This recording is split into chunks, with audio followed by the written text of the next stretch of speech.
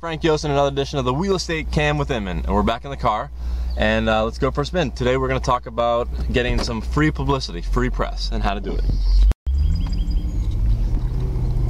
So, I've been in the Wall Street Journal about 4 or 5 times, the Washington Post also about 4 or 5 times, Business Week once, maybe twice, on CNBC once, and then another reference in their blog.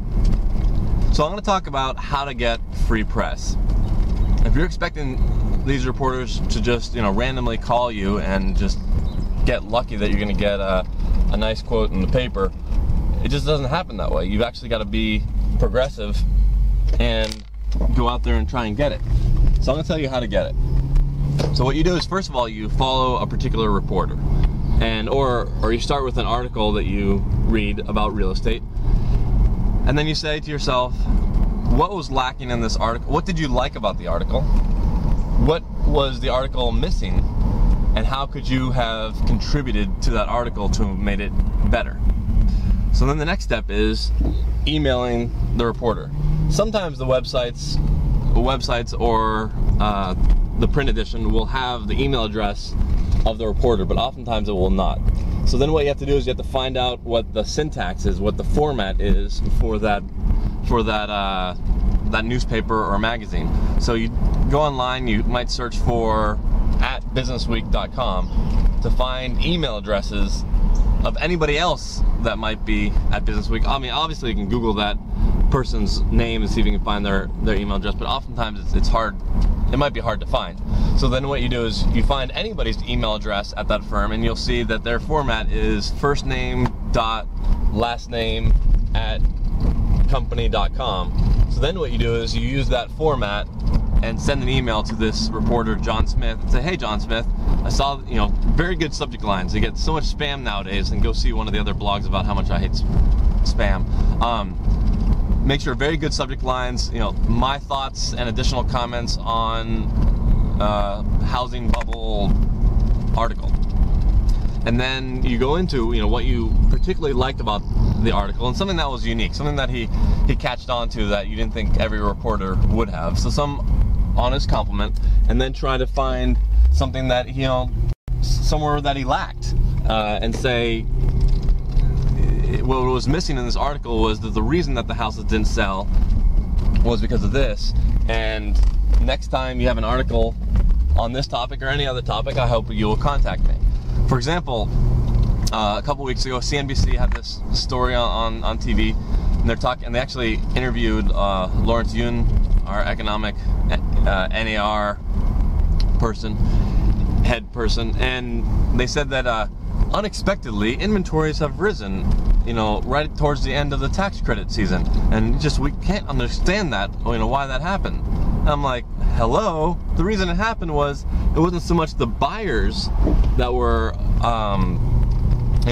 trying to take advantage of the tax credit. There were the sellers that were flooding the market, thinking, oh well, I was going to get my house on the market within the next 2 months, why not hurry up and get it on this week so that we can maybe pick up a buyer? And then suddenly, yeah, the market's flooded. So I emailed CNBC, this one particular reporter, and I said, hey, one of my agents normally gets 2 listings a week, had 5 listings this week, and each one of them was rushing to get it on because of the tax credit. Sure enough, she wrote a blog within a week, and within a couple hours, and actually used my exact quote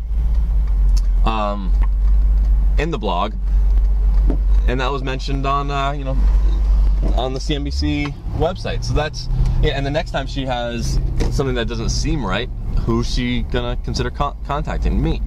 So you want to have them contact you in the future. You can also pitch story ideas. Say, hey, I think what you guys need to be writing about is about how the marketplace is, was saturated with foreclosures, and all the foreclosures have dried up. No one's writing about that. You pitch something like that, they will respond. Sorry, I can go right here.